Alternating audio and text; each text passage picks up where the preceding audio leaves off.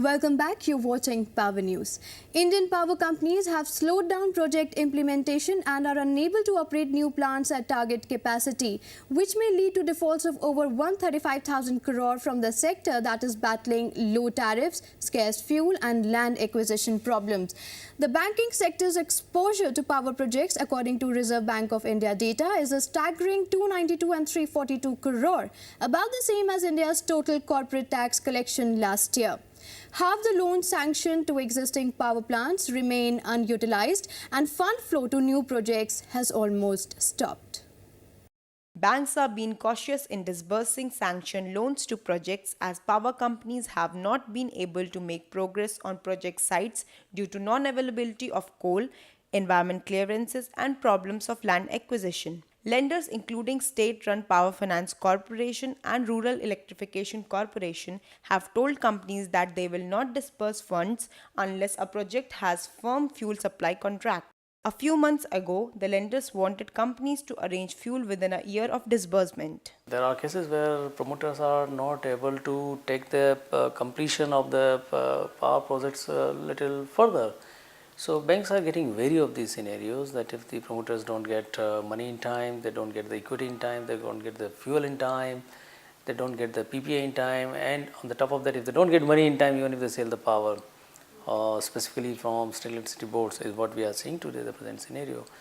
And that's the reason banks have gone very reluctant in sanctioning and disbursement. They are putting more and more tougher pre-disbursement conditions.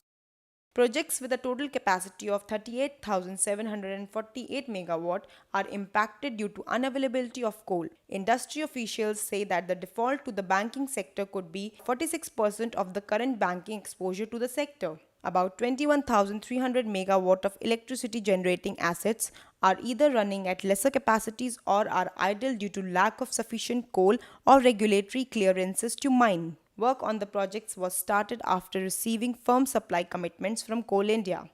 Now, as Coal India is assuring supply of only 50% of the requirement, banks and developers are wary of their investments. It is also likely that the developers of these plants stagger investments and plants may not come up.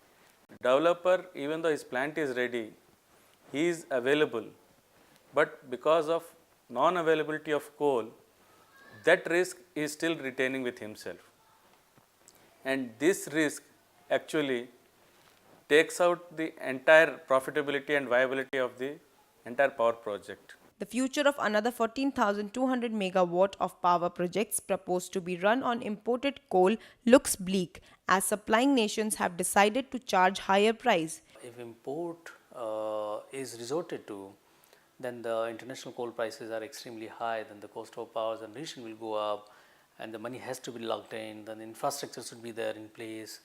So, and then the higher cost of power generation, whether it can be passed on to buyer or not, that also is to be seen, whether those provisions are there in the PPA or not, and whether market can really absorb that higher cost presently or not is also to be seen, because SEBs are running into more than 100,000 crore losses, and it's very difficult for them also to absorb a higher cost because they are not passing it on to ultimate consumers. So the end result of it, that most of the power plant which have come up recently in last 3-4 years, they are not running at optimum capacity. The situation becomes worse as major Indian banks are close to hitting their group exposure limits for power companies fixed by the Reserve Bank of India. On an average, banks can lead 20% of their net worth to infrastructure projects. Private power producers have also sought key changes in the bidding guidelines for power projects to insulate developers from unforeseen business risk and caution that if action is not taken soon, investors could lose interest in the sector.